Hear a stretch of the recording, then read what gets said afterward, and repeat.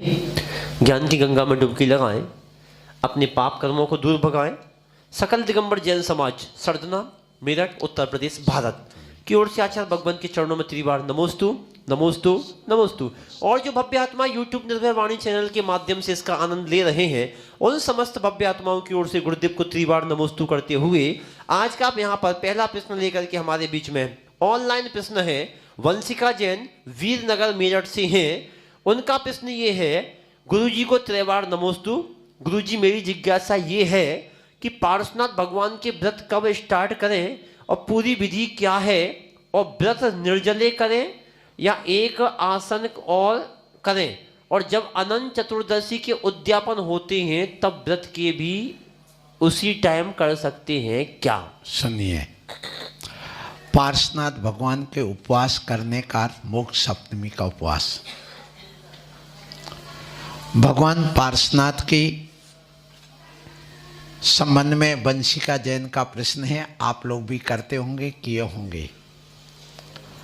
इसकी विशेष विधि तो मैं देख करके ही बता पाऊंगा, क्योंकि मैंने कभी किया नहीं, परंतु इतना अवश्य कि ये मोक्ष सप्तमी कहलाती पार्श्वनाथ भगवान के रूप में। और ये मोक्ष सप्तमी के रूप में यह जो किया जाता है उसको हम जरूर आपके लिए यथाविधि आगम के अनुसार बताएंगे, लेकिन अपनी शक्ति के अनुसार करना। 7 साल तक इसको करिए। सप्तमी को किया जाता है और ये मोक्ष सप्तमी के नाम से फेमस है, और ये श्रावण के महीना में शुक्ल पक्ष में आती है। उस समय आप अपनी शक्ति के अनुसार एकासन या निर्जल उपवास जैसा बने पर करो, अच्छा है। और उद्यापन के लिए उसी तिथि में उसी समय करना चाहिए, या फिर हो जाए तो फिर पर्यूषण पर्व में आप 7 साल हो जाएं तो कभी भी कर सकते हैं। लेकर के हमारे बीच में कुमारी स्नेहा जैन, सरधना, मेरठ, उत्तर प्रदेश, भारत। मैं एक माइक्रोबायोलॉजिस्ट डिपार्टमेंट से हूँ, क्योंकि मैं एमएससी मेडिकल माइक्रोबायोलॉजिस्ट कर रही हूँ। तो इस डिपार्टमेंट में हमें रिसर्च के लिए बहुत सारे प्रैक्टिकल्स करने होते हैं, जिनमें हमें माइक्रो ऑर्गेनिजम्स की, सूक्ष्म जीव की ग्रोथ करानी पड़ती है, और बाद में उन सूक्ष्म जीवों का घात होता है, हिंसा होती है। तो उससे हमें क्या दोष लगता है और उससे बचने के लिए हमें क्या करना चाहिए? सुनिए, देखिए, कोई डॉक्टर बनेगा, साइंटिस्ट बनेगा, माइक्रोबायोलॉजिस्ट बनेगा, तो ये जो क्रिया करता है वो मारना नहीं चाह रहा है, लेकिन आरंभी हिंसा होती है उसको।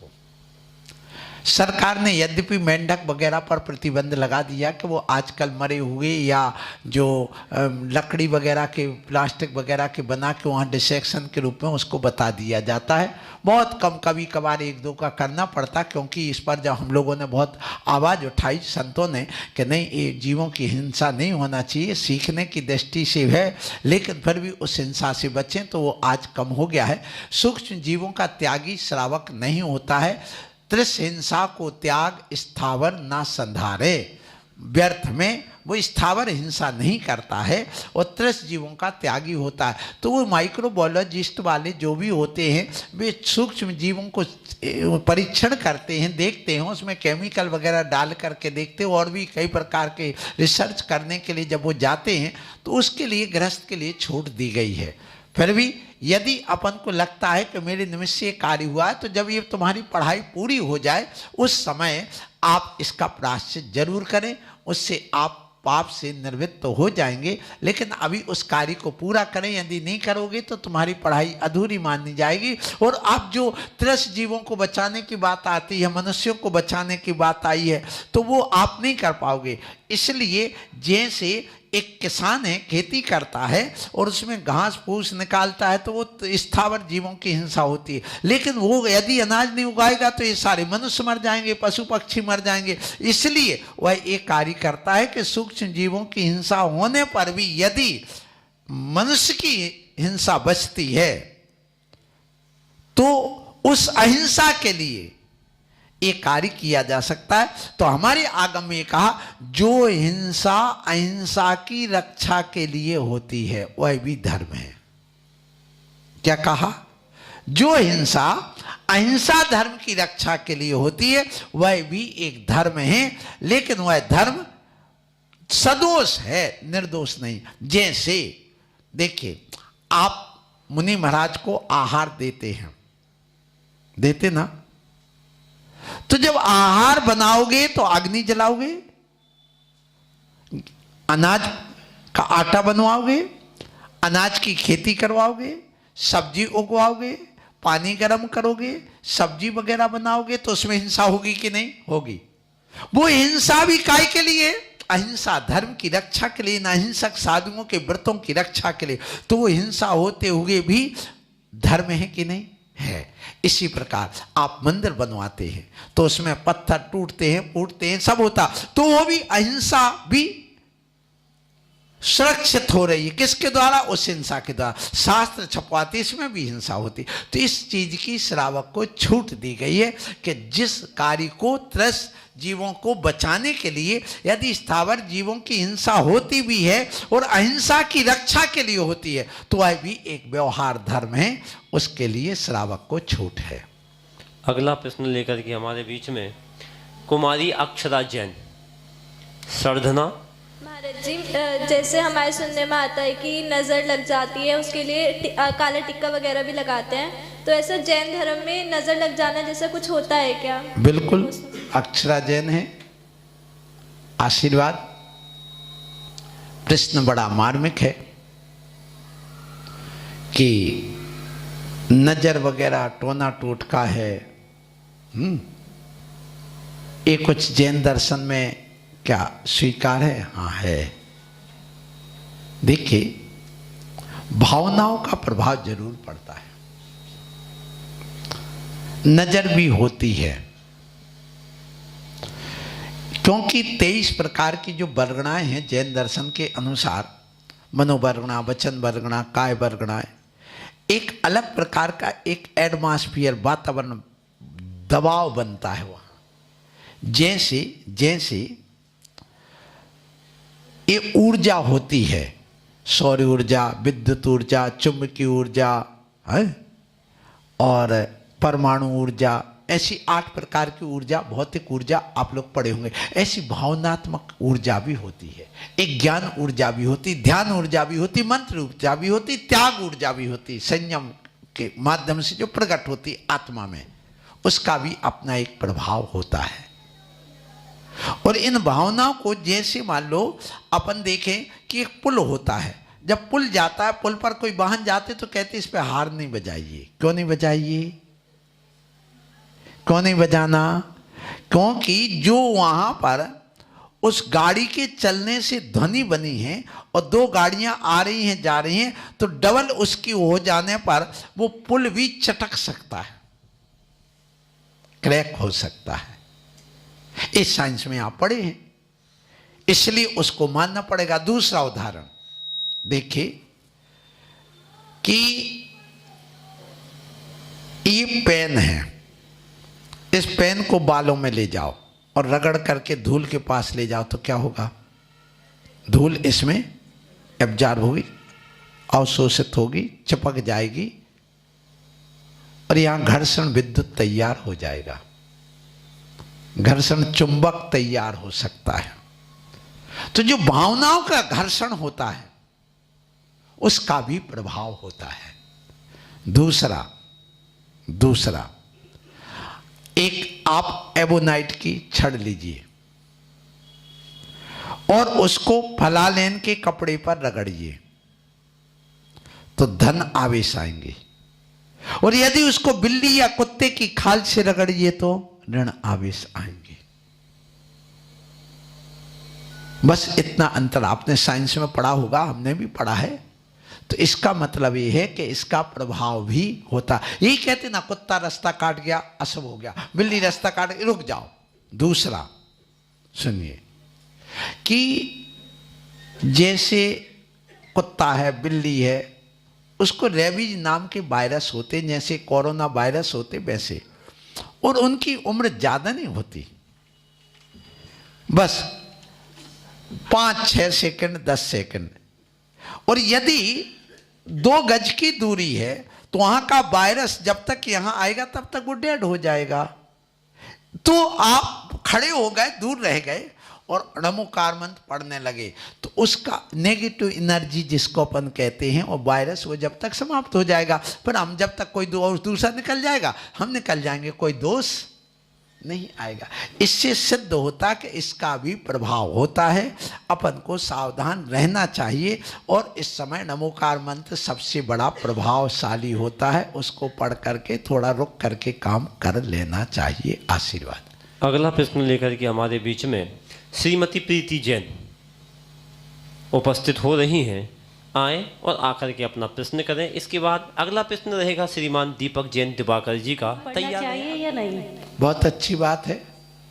आपका प्रश्न है कि नमोकार मंत्र को उल्टा पढ़ सकते, तो हमारे आचार्यों ने मंत्र आदि पढ़ने के लिए 3 विधि बताई, पूर्वानुपूर्वी, पश्चातानुपूर्वी, यत्र तत्रानुपूर्वी। मन को यदि एकाग्र करना है तो आप कहीं से भी पढ़ सकते हैं और उससे एकाग्रता जाना बनती है, क्योंकि नमोकार मंत्र किसमें से जलेबी है। जलेबी को कहीं से भी खाओ मीठी ही लगेगी, किशमिश को कहीं भी खाओ मीठी ही लगेगी, स्वाद ही देगी, पुष्टि ही करेगी, उसमें कोई फेंकने लायक चीज नहीं होती। तो नमोकार मंत्र को नमो लोहे सभ्य श्रवणम, नमो ओज्झयाणम, नमो आयरियाणम, नमो सिद्धाणम, नमो अरिहंताण, जब हम पढ़ेंगे तो हमारा मन उस ओर जाएगा, कंसंट्रेशन एकाग्र। हमने क्या पढ़ लिया, क्या बाकी है, तो इससे मन एकाग्र होता। और हमें पहले से नमो अरिहंताण, नमो सिद्धाण, नमो आर्याण, नमो अज्ञान, नमो लोहे सब श्रावण, वो हम कहीं भी मन घूमता रहेगा और हमारा रटा हुआ है, वो रूटीन में है, तो हम उसको पढ़ लेते। इसलिए ये तो हो गया पूर्वानुपूर्वी, माने जो नमो अरिहंताण, नमो सिद्धाणम, ऐसा पढ़ना कोई कठिन नहीं है और इसमें एकाग्रता कम बनती। पीछे से पढ़ने से एकाग्रता ज्यादा बनेगी और यत्र तत्रानुपूर्वी पढ़ने से और जल्दी बनेगी। क्यों? सबसे यत्र तत्रकार कहीं का पद कभी भी पढ़ लो। नमो आयरी आड़म, नमो लोहे सभ्य श्रावणम, नमो अरिहंताणम, नमो वज्झयाणम, नमो सिद्धाणम। हमने पूरे पद पढ़े ना, लेकिन कैसे पढ़े? यत्र तत्र कहीं का कहीं पढ़ दिया, लेकिन पूरा पढ़ना तो पढ़ने का निश्चय नहीं। हमारे आचार्यों ने मन को एकाग्र करने की ये बात कही है, इसलिए पढ़ सकते। आशीर्वाद। दीपक जी अपना प्रश्न लेकर के आ रहे हैं। इसके बाद परंपरा में होता है और दोपहर में या 3 घंटे 4 घंटे बाद वो श्वेतांबर मत के अनुसार या सनातन मत में प्रतिमाएं हो जाती हैं। क्या वे प्रतिमाएं वंदनीय हैं या नहीं है? देखिए ऐसा है, उन प्रतिमाओं में जो प्रतिमाएं हमारी अति प्राचीन हो गई हैं, 100 साल से अधिक की जो प्रतिमाएं हैं, वे स्वप्रतिष्ठित होती हैं, आगम का वाक्य है। क्या कह रहा हूं? कुछ प्रतिमाएं ऐसी हैं, आप लोगों ने प्रश्न का अर्थ तो प्रश्न तो सुन लिया ना। प्रश्न ये है कि जो प्रतिमाएं हमारी कुछ घंटे के लिए दिगंबर, कुछ श्वेतांबर, कुछ हिंदू परंपरा में जैसे केसरिया जी में चले जाओ, यहाँ बद्रीनाथ में चले जाओ, यहाँ अभी सुना है कि वहाँ भी हो गया है, क्या नाम से सिरपुर का भी ऐसे ही फैसला सामने आ गया है। तो ऐसी स्थिति में क्या किया जाए? क्या वो वंदनीय है? सुनो, हम भी केसरिया जी गए हैं और लोग जाते हैं और करते हैं। ऐसा है कि जिस समय ये पंच कल्याणक प्रतिष्ठा हुई है उस समय तो पूरी व्यवस्थित हुई है, मंत्रों के द्वारा उसकी प्रतिष्ठा हो गई, वो पूजनीय हो गई। अब पूजनीय होने के बाद में वो अशुद्ध होती है प्रतिमा। क्या होती है? अशुद्ध होती, किसी के छू लेने से या कपड़े आदि उड़ा देने से। तो जैसे मुनि महाराज ध्यान में बैठे हैं और कोई कपड़ा उड़ा दे ऊपर से, तो भी मुनि महाराज को केवल ज्ञान हो सकता है, क्योंकि उनकी अंदर से इच्छा नहीं थी। उपसर्ग हो गया वो। इसी प्रकार जिनेंद्र भगवान की जिस प्रतिमा को पहले से आपने अच्छे ढंग से स्वीकार किया है, पंच कल्याणक करा दिया है, वो प्रतिमा हो गई। अब मान लो सरकार आदि के द्वारा कोई फैसला ऐसा दिया गया है तो ये मान लो कि उसके ऊपर उपसर्ग हो गया। उपसर्ग करने के बाद वो अब अलग हो गया,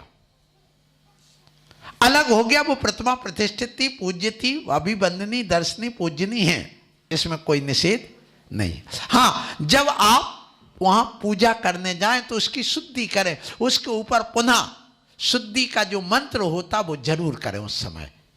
क्योंकि जैसे मान लो 10 घंटे के लिए वस्त्र आदि धारण करके उसको कर दिया, तो मैं कहूँगा आज जितने भी हमारे प्रतिष्ठाचारी वगैरह और पंडित जो वहाँ पर पूजन पाठ कराते हैं, उसकी शुद्धिकरण जो प्रतिमा की होती है वो मंत्रों द्वारा पहले अभिषेक पूजन करने के पहले, वो नमस्कार करने के पहले उसको पुनः उसको शुद्ध करिए।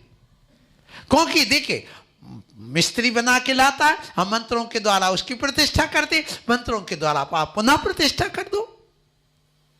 ज्यादा हो तो वो सूर्य मंत्र होता, उसको पढ़ करके एक लौंग पुनः रख दो, जैसे आरिका होती है। सुनना, उसकी मान लो शारीरिक जो उसकी अशुद्धि होती है महीने में, तो उस समय वह पुनः प्रतिक्रमण करके शुद्ध होकर अपने आप को पुनः उपचार से, महाव्रतों से आरोपित कर लेती है।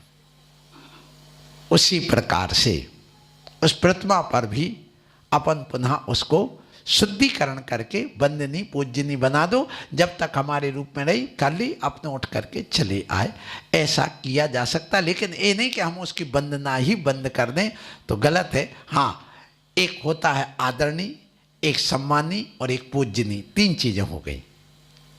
पूजनी बीतराग अवस्था में जो है वही है, आदरणी सब है।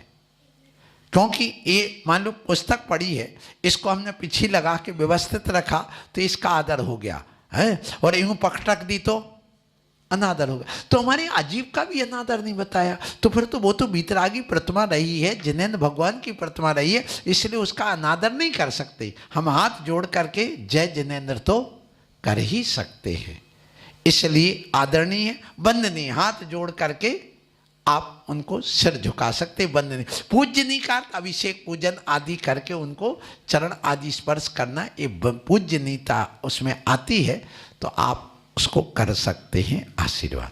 अंतिम प्रश्न लेकर के हमारे बीच में कुमारी स्वाति जैन उपस्थित हो रही हैं।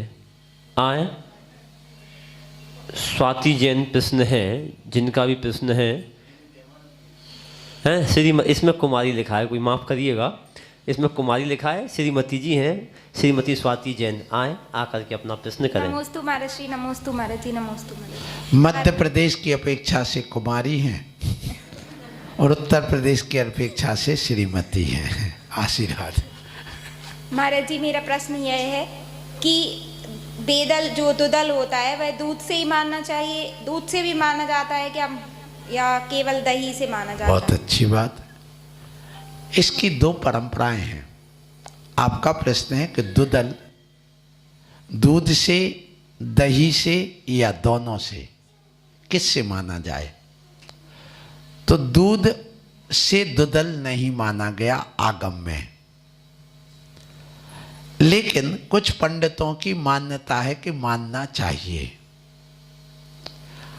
और आचार्य गुरुवर विद्यासागर जी महाराज से इस पर हमारी पहले चर्चा हुई, तो गुरुवर ने ये बताया कि दूध के साथ में दुदल हमें ना लें तो अच्छा है। क्यों? क्योंकि वह विकृत हो जाता है। दूध और दाल जो लेते हैं वो विकृत हो जाता, गैस वगैरह बनाता, दस्त वगैरह लगा देता है।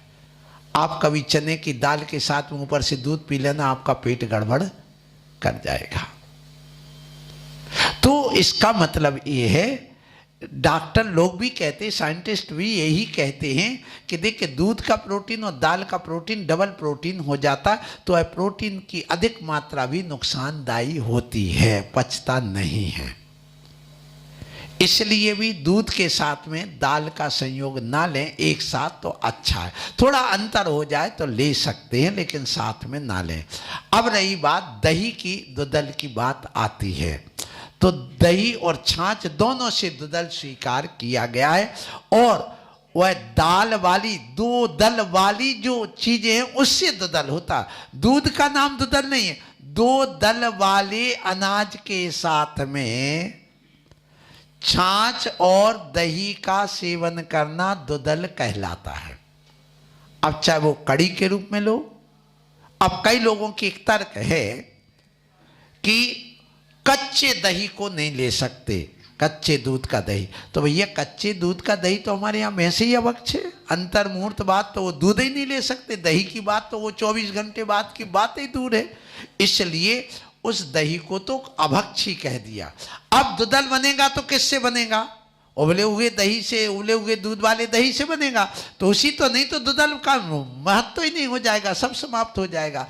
इसलिए दुदल स्वीकार करना चाहिए, लेकिन छाछ और दही और दो दल वाले अनाज से दुदल मानना चाहिए। आशीर्वाद। आज का कार्यक्रम यहीं पर समाप्त हो रहा है। कल फिर उपस्थित होंगे, जहां भी रहेंगे वहां से। टाइम 6:15 बजे है, लेकिन रहने का स्थान अभी कोई डिसाइड नहीं है कहाँ रहेंगे। कार्यक्रम जरूर होगा, आप सब लोग उस कार्यक्रम का आनंद लें। और आचार्य भगवान चले जाएंगे, लेकिन मीडिया ने वो व्यवस्था दी है कि आप घर बैठ के इसका आनंद ले सकते हैं। अगर आप चाहें तो आपको मैंने कल भी बताया था, भाई हमारे प्रियांशु जैन ये अहमदाबाद से हैं, और भाई रितेश जैन बनारस से हैं। ये एक गुजरात और एक उत्तर प्रदेश की धरती से हैं। ये आपके घर तक इस कार्यक्रम को पहुंचाते हैं। ये इतनी मेहनत करते हैं, तो आपका भी कर्तव्य बनता है कि आप थोड़ा सा उसको देखने का भी प्रयास करें। अगर आप चाहते हैं तो इनके हमारे संकई नंबर है 8989045590, 8989045590।